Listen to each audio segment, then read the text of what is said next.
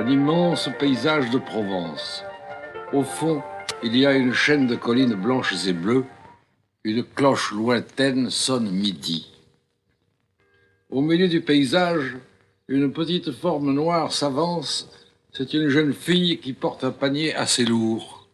La voici qui s'arrête, elle se baisse, elle cueille une fleur des champs. Elle la pique dans ses cheveux, qui sont dorés, très courts et bouclés. Au bord d'un ruisseau, qui est presque une petite rivière, il y a des saules, des trembles, des roseaux. Il y a aussi des libellules qui révèlent brusquement de petits rayons de soleil. Les reflets de l'eau courante éclairent le dessous des feuilles. Dans l'eau, voici un grand jeune homme. Il est brun, il a un petit maillot noir et un tricot blanc. Il marche dans l'eau sans bruit le long de la rive. Il s'agenouille, il plonge son bras dans un trou invisible. Il lève la tête et regarde plus bas vers l'autre rive. Sur cette rive, la jeune fille s'avance. Elle pose son panier, s'assoit dans l'herbe. Elle veut quitter ses souliers pour traverser le ruisseau. Mais le nœud des lacets semble trop durement serré. Le jeune homme qui sourit fait quelques pas vers elle. Elle lève la tête, elle le voit, elle a peur. Vous avez traversé le ruisseau? Elle s'est levée et elle recule de quelques pas. Vous avez peur de quoi? Si vous avez entendu venir, c'est moi qui aurais dû avoir peur parce que je pêche à la main et c'est défendu. Allez, approchez-vous, je suis pas un sauvage. Moi non plus. Vous savez, vous ne m'effrayez pas. Mais je n'ai rien fait pour ça, je vous ai simplement demandé si vous vouliez traverser le ruisseau. Il est à vous? Justement, il traverse des champs qui appartiennent à mon père. Les pierres et le sable sont peut-être à vous. Mais un ruisseau, c'est de l'eau qui passe. Et l'eau qui passe, à qui est-elle? Elle est à moi quand elle passe chez moi. Vous n'êtes pas chez vous sur cette terre, même si vous l'avez payée bien cher. Mais pourquoi? Parce que vous ne la cultivez pas. Mon grand-père l'a cultivée pendant longtemps, mais mon père n'était pas paysan. Alors il a voulu garder la ferme de la famille, mais il a interdit qu'on y travaille. Parce qu'il voulait s'en faire une chasse gardée.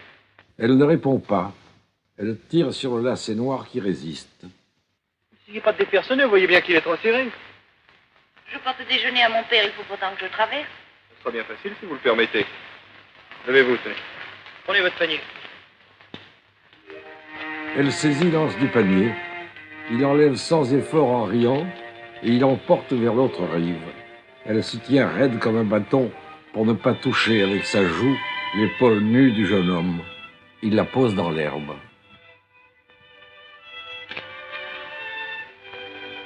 Merci.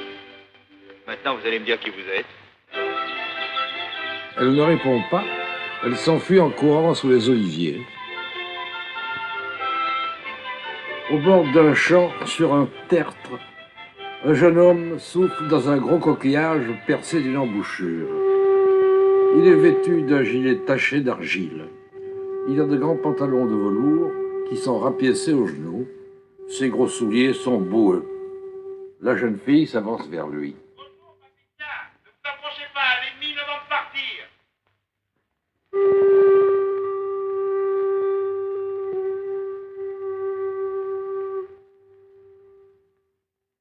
Bonjour, Patricia. Ne vous avancez pas trop parce que les mines vont sauter. Il y en a beaucoup?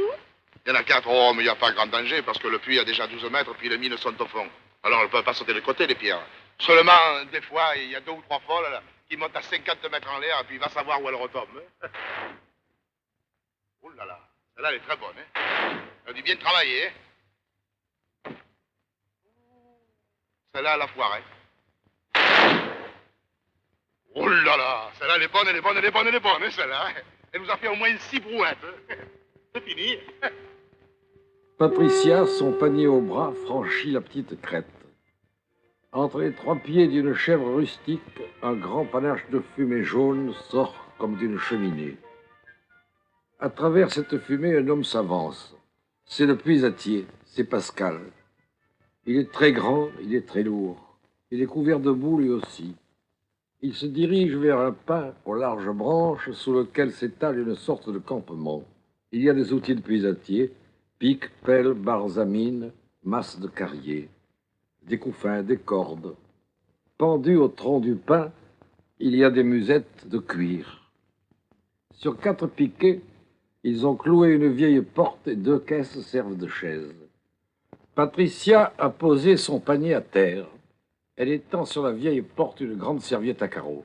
Oh Pascal, c'est la troisième mine. Elle a cagué. C'est de ma faute. C'est ma faute. Pourquoi j'avais fait un trou dans la pierre et derrière, je croyais qu'il y avait encore de la pierre. Alors la poudre, s'appuyant dessus, ça aurait fait sauter le monde. Seulement, il y avait du mou. Alors la mine, elle a cagué. Oh, tu as mis la nappe. Et vous avez mis un couvert pour moi? Oui, parce que c'est ma fête aujourd'hui. Ah, c'est vos 18 ans. Tout juste. Alors j'ai fait une surprise au père. Elle pose sur la table un gros plat de terre. Le puisatier regarde avec une admiration gourmande. La polenta, oh Sainte Vierge, pour descendre dans le puits, ça ira. Mais pour remonter, alors... Oh, avec le trail et la poulie, on remonterait les morts, alors. Alors, fille, c'est ta fête aujourd'hui? Eh oui, père, le 21 avril. Eh bien, je ne me rappelle plus. Ça, c'est pas gentil, alors, si j'avais su, moi. Avec tous ces choses qu'on ne se rappelle pas, ça. Oh, bah les hommes ont d'autres soucis. Tu manges avec nous? Ah non, père, j'ai pas le temps. Alors, c'est votre fête et c'est vous qui faites les cadeaux? Si mon père ne m'avait pas donné la vie, ce serait pas ma fête puisque je serais pas née. Oh, si j'avais su, je portais une bouteille de vin bouché. Il avance votre puits? Eh, tu sais, doucement, doucement. Nous avons trouvé la pierre bleue. Tu crois qu'il y aura beaucoup d'eau? Je sais pas, c'est une source. Oh, dans encore d'un mètre, ils auront les pieds mouillés. Tu sais, l'eau arrive grosse comme mon doigt. Enfin, c'est la montre qui me l'a dit, et la montre, ça se trompe jamais. Ça. Moi, il me semble que nous allons passer à côté. Il te semble quoi, toi? Eh bien, il me semble que l'eau coule plus fort que ce que vous dites. Mais nous allons passer à côté parce qu'elle est à 2 mètres sur la gauche. Et qui te l'a dit? C'est la baguette. La baguette? Ah, tu m'as l'air baguette, toi, va. La baguette, c'est une femme. Même dans la main d'un vieux, elle bouge, elle se remue, elle se tortille. Moi, j'en ai honte de la baguette. La montre, ça, c'est quelque chose. Parce que les capitaines de la mer, ils ne pourraient rien faire sans la montre. Ils ne pourraient pas faire marcher les bateaux. La montre, c'est une personne. Quand tu veux savoir l'heure, c'est la montre qui te le dit. Parce qu'elle sait l'heure, ben, elle sait où il y a l'eau aussi. La montre, c'est bon, et ça ne ment jamais. Oui, ça, c'est vrai. Philippe baisse la tête sans mot dire. Patricia s'approche de son père. Elle repousse une mèche de cheveux qui lui tombait sur le front et baise cette peau rugueuse. Au revoir. Tu t'en vas, alors? Eh oui, les petites sœurs m'attendent et puis l'école commence à 1h30. Au revoir, Philippe. Au revoir, Patricia. Et merci encore, hein. Et bonne fête. Merci. Adieu, chérie. Elle disparaît dans le sentier bordé de broussailles.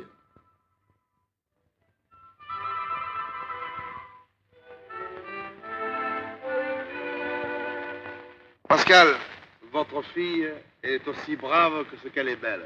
Ah, tu peux le dire, hein. Et personne n'a pensé à lui souhaiter la fête. Moi, la date, je la savais pas. Mais vous la saviez. Oui, mais moi j'ai oublié qu'aujourd'hui il a 18 ans.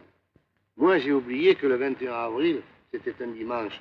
Que le matin, à la pointe du jour, sa mère m'a réveillé et m'a dit, Pascal, je crois que je vais faire le petit. Que je lui ai dit, va, ne t'émotionne pas, et puis fais-le, plus vite ce sera fait, plus vite ça sera fini. Et je me suis levé, et je lui ai laissé le lit pour elle toute seule. Et puis nous avons fait une petite prière à la Sainte Vierge, et je suis allé réveiller les voisines. Et puis je suis allé me promener dans le jardin, et j'entendais ma femme qui criait. Alors je suis allé voir un peu les lapins, justement. Il y avait une grosse mère qui faisait ses petits pendant que ma femme faisait le mien. Et puis on m'a appelé... Nous espérons que vous avez apprécié cet aperçu. Pour continuer à écouter ce livre audio sur Google Play Livres, utilisez le lien dans la description de la vidéo.